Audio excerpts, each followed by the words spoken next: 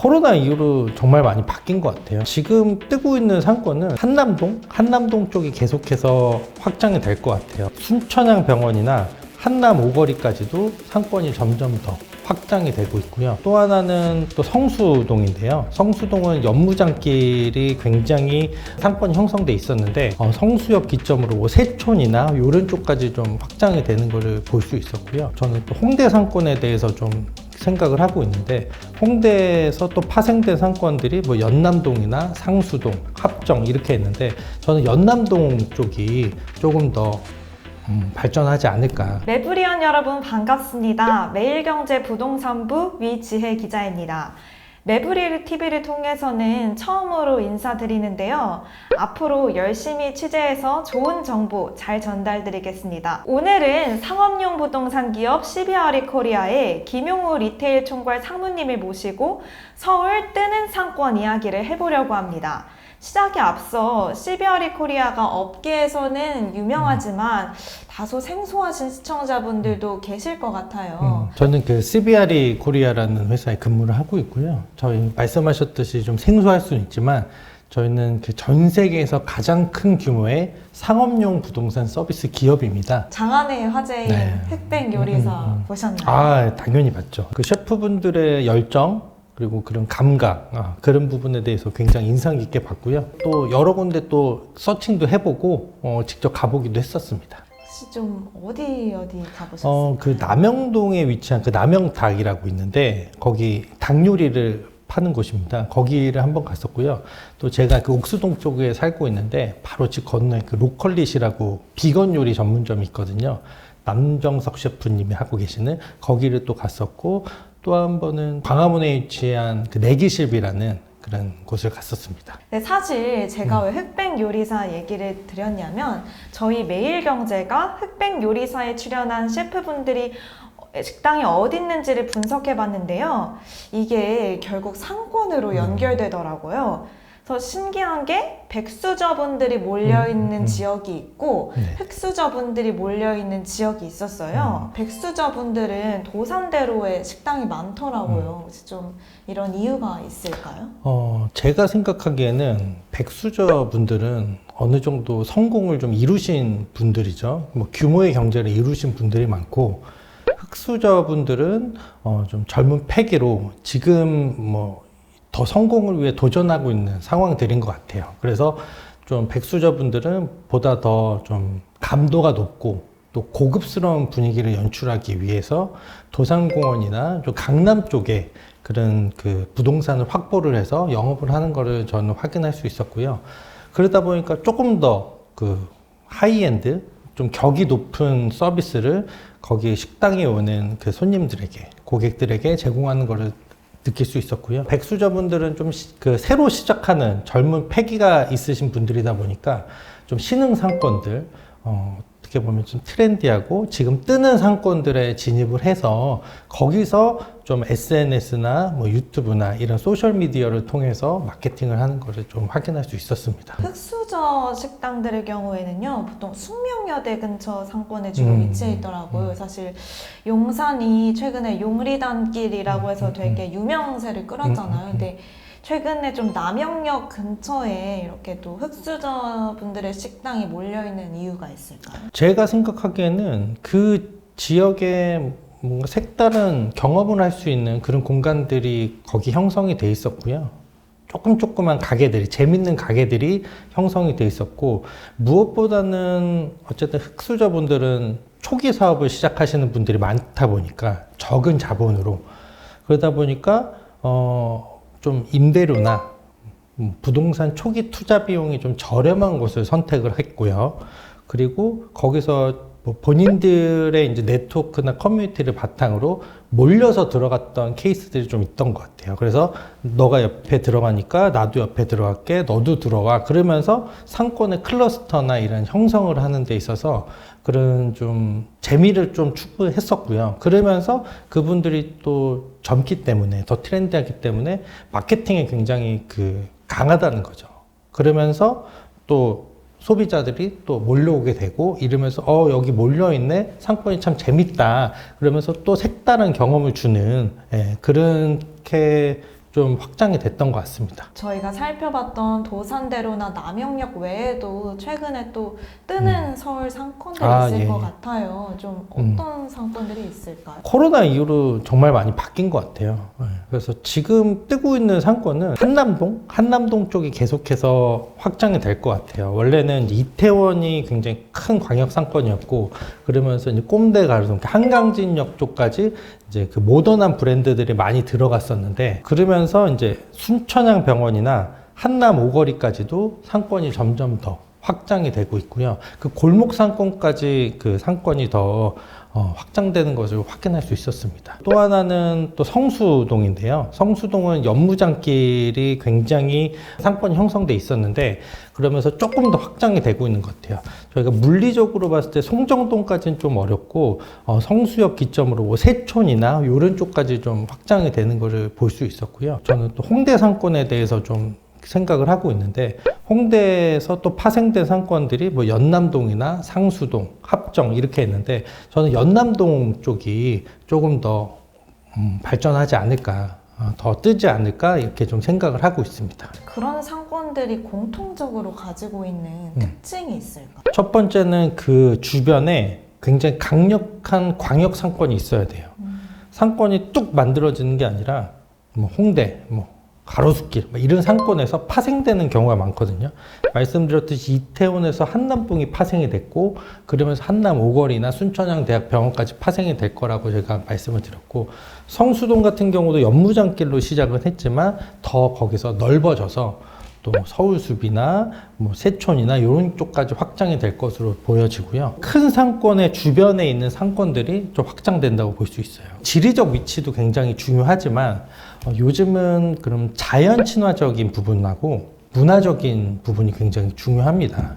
과거에는 그냥 역세권, 위치, 뭐 교통 이런 것들이 가장 중요했는데, 이제 코로나 이후로 상권의 트렌드가 바뀐 거는 뭐 공원이 있거나 뭐 예를 들어서 뭐 미술관이 있거나 뭐 이런 부분이 좀 상권이 좀 형성되는데 좀 큰 영향을 주고 있어요. 그러다 보니까 그런 좀 트렌디한 F&B 업체들이 그런 상권들에 진입을 해서 본인들끼리의 클러스터를 만들어서 소비자들을 또 오게 만들고, 그러면서 트렌디하고 핫한 상권을 만들어서 또 나중에 기업형 브랜드들까지도 들어오게 되는 그런 구조로 보시면 될 것 같습니다. 예전에는 잘 나갔는데 요즘에는 이제 지고 있는 그런 상권들은 어디가 있을까요? 신촌이 굉장히 핫했어요. 연세대학교 거기 연세로랑 이대가 굉장히 핫했는데, 지금은 유동이 굉장히 적어졌고 변화를 추구하지 못했기 때문에, 그러면서 홍대 쪽에 많이 그 상권을 뺏긴 것 같습니다. 그리고 또 하나는 이제 가로수길을 좀 예를 들고 싶은데, 아시겠지만 몇 년 전만 해도 가로수길 메인길은 굉장히 핫했잖아요.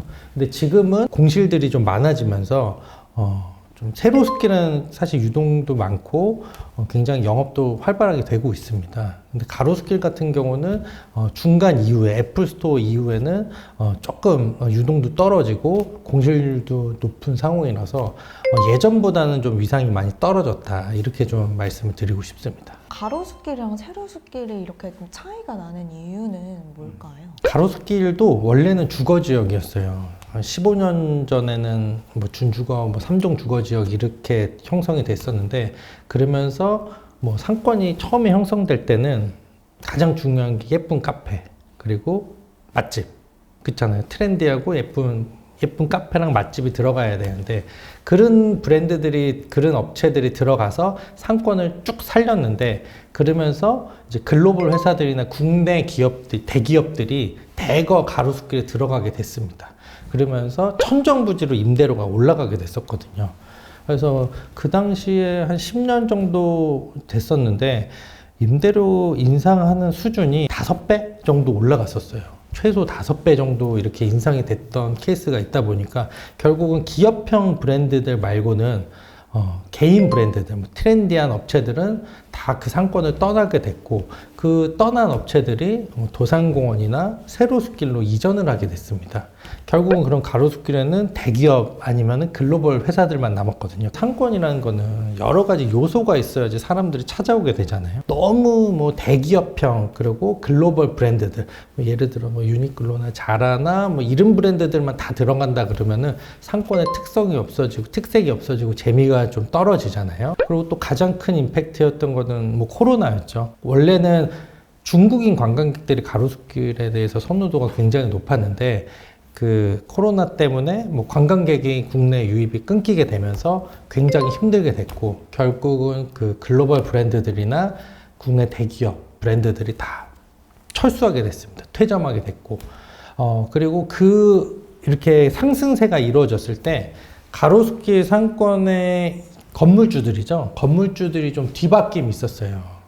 원래는 기존의 개인들이 다 그 건물을 갖고 계셨다가 그 이후에는 투자자들, 뭐 금융기관들도 많이 들어왔고 계속해서 높은 임대료를 고수를 하는 거예요. 그러다 보니까 계속 공실률이 유지가 됐었고 그러다 보니까 호재는 뭐 애플 스토어나 뭐 여러 뭐 글로벌 브랜드나 뭐 라이프스 카페나 뭐 이런 트렌디한 글로벌 브랜드들이 들어왔지만 아직 상권이 활성화되는 데는 좀 시간이 걸릴 것 같고 그러다 보니까 이제 그 세로수길이라는 대안이 생겼었습니다. 도산공원이라는 대안도 생겼고 세로수길은 가로수길이 바로 한 블럭 이면에 있지만 임대료 수준은 훨씬 저렴했거든요. 여기서 쫓겨나신 분들이 또 여기 세로수길로 들어가서 상권을 형성을 했습니다. 또 다른 재미를 줬고 또 다른 감성을 또 제공을 했기 때문에 계속해서 사람들이 몰렸고요. 또 가로수길에 있던 글로벌 브랜드들도 대기업들도 또 세로수길로 또 들어가는 그런 현상도 일어났습니다. 그래서 코스나 뭐 오니치카 타이거나 뭐 이런 뭐 글로벌 브랜드들도 결국은 가로수길에서 매장을 운영하다가 세로수길로 이렇게 이전했던 그리고 확장했던 케이스들이 있었습니다. 코로나 이후에 이제 외국인 관광객이 급감을 했다가 최근에 이제 이전에 한 뭐 93% 네네. 수준까지 회복이 됐다고 해요. 맞습니다. 그래서 다시 뭐 제가 명동을 가보거나 이러면은 좀 이제 관광객들도 많아지고 이런 추세인 것 같더라고요. 좀 외국인 관광객들이 이제 들어서 좀 주로 찾는 상권들은 여러 카테고리가 있는 것 같아요. 어떻게 보면은 쇼핑만 목적이다. 그리고 저가의 이런 상품을 구매하기 위해서 목적형으로 패키지형이나 단체형으로 온다. 그러면 당연히 명동이 1순위인 것 같아요. K뷰티나 뭐 그리고 뭐 롯데백화점, 신세계백화점, 면세점도 있다 보니까 그런 쪽으로 가장 유입이 많이 되는 것 같고요. 젊은 관광객분들은 성수동하고 지금 홍대에 가장 많이 들어가는 것 같아요. 성수 같은 경우는 아마 뭐 SNS나 유튜브를 보고 거기서 직접 K 패션을 체험하고 싶다. 성수동 같은 경우는 그 K 패션, 한국의 로컬 브랜드들이 출점을 굉장히 많이 했거든요. 매장 오픈을 하고 있어서 그런 경험을 하고 싶어하는 젊은 관광객분들은 성수동으로 가고요. 클럽이나 뭐 이런 유흥까지도 있는 상권이 홍대 상권이거든요. 그리고 보다 더 영하고 젊기 때문에 홍대 상권에도 굉장히 젊은 층의 그 관광객들이 많이 들어가고 있는 상황입니다. 그리고 홍대 같은 경우는 또 인천공항에서 공항철도가 또 바로 연결되고 있는 장점이 있다 보니까 그런 부분 때문에 더 많이 수요가 있는 것 같고요. 더 소득 수준이 있거나 또 어떻게 보면 객단가가 더 높으신 분들은 강남 쪽으로도 많이 유입이 되는 것 같아요. 아마 코로나 때 OTT, 뭐 넷플릭스나 뭐 이런 유튜브나 이런 미디어에 대해서 전 세계 사람들이 많이 그 K 컬처나 K 컨텐츠에 노출이 됐잖아요. 그러다 보니까 그런 부분을 좀 체험을 하고 싶고 경험을 하고 싶어 하는 수요가 많은 것 같고요. 올리브영, 다이소, 무신사, 울다무 가장 또 가보고 싶다 그러잖아요. 그런 매장들에 대해서 소비에 대한 그런 수요, 그런 니즈가 굉장히 많은 거를 파악할 수 있었습니다. 뭐 도산공원이나 한남동 이쪽에도 그런 관광객 수요들이 점점 많아지고 있고요. 북촌, 뭐 경복궁, 광화문 이런 한국적인 이런 상권들에 대해서도 관광객들에 대한 수요가 많은 것 같습니다. 이런 K컬처가 많이 노출되다 보니까 그런 거기 나오는 배우들이나 그리고 K-팝 스타들 거기에 대해서 이런 뷰티에 대한 관심이 굉장히 많아졌어요. 성형, 네, 뷰티 뭐 메디컬, 성형 메디컬이나 뭐 스킨케어 이런 쪽에도 굉장히 관심이 많아져서 지금은 패키지로 뭐 그런 상품도 있다고 그러더라고요. 뭐 올리브영 가서 뭐 성수동 투어하고 그리고 강남이나 홍대에 있는 성형외과나 피부과 가서 뭐 보톡스 맞고 뿌띠 시술하는 뭐 그런 패키지도 있다고 그러더라고요. 그런 수요들이 점점 더 리테일에도 임팩트를 주면서 영향을 주면서 상권들이 계속 활성화가 되는 것 같아요. 내수는 저희 CBR 리서치에서 조사해 본 결과로는 그렇게 좋은 상황은 아니에요. 여전히 뭐 금리는 높은 상황이고 소비에 대한 심리는 위축되고 있지만 관광객들이 그런 거를 좀 커버를 했기 때문에 그래도 잘 돌아가고 있는 상황이거든요. 한국의 그 리테일 시장이. 관광객들이 어디를 찾냐? 이거는 그들의 이제 그 성향이나 그런 관심도에 따라서 상권에 대한 수요가 좀 나눠지지 않나 이렇게 좀 생각을 하고 있습니다. 어떤 매력이 제일 중요할까요? 외국인들을 끌기 위해서. 어쨌든 그 임차인들, 그런 브랜드들 구성들이 굉장히 중요한 것 같아요. 아까 말씀드렸듯이 예전에는 부동산 입지가 굉장히 중요했어요. 뭐 어디에 위치하는 것도 중요하지만 또 어떤 브랜드들이 있냐, 어떤 재밌는 곳이 있냐, 어떤 색다른 경험을 할 수 있는 곳이 있냐, 그런 곳에 대해서 더 많이 찾고 있는 것 같아요. 그럼 결국은 그런 K 코스메틱도 그렇고 이런 그 고객들의 그런 수요나 이런 니즈를 맞추기 위해서는 그럼 그들도 많은 고민을 할 것 같아요. 도대체 어디를 우리가 들어가서 이런 상권을 만들어야지 그들에게 또 색다른 경험을 줄 수 있냐. 이런 거를 굉장히 고민할 것 같아요. 그래서 저희는 또 그런 부동산적으로 자문을 하는 업체다 보니까, 회사다 보니까 저희는 지금 키워드는 그 공존인 것 같아요. 네, 공존. 그래서 한 가지 키워드로는 지금 성공하기는 어려울 것 같고 리테일 전반적인 이 산업에서 공존이라는 키워드가 가장 중요한 것 같아요. 그래서 성수동 같은 경우는 뭐 예전에 그 올드함, 낡음, 공장 같은 그런 느낌과 뭐 새로운 세대들이 또 유입이 되면서 보다 더 공존해서 재밌는 그 경험을 할 수 있잖아요. 성수동의 연무장길 매장을 가보시면은 그냥 들어갈 수 있는 게 아니라 백화점에 있는 명품샵 같이 예약하고 들어가는 그런 시스템으로 되어 있습니다. 뭐 이거는 뭐 젊은 뭐 MZ 세대들의 그런 성향을 바탕으로 좀 이런 플랫폼을 만들어서 더 재밌게 하는 거고, 뭐 모던함과 뭐 트렌디함 이런 부분이 섞이던지 아니면은 자연 친화적인 부분과 뭐 현대적인 부분 뭐 이런 부분이 섞이던지.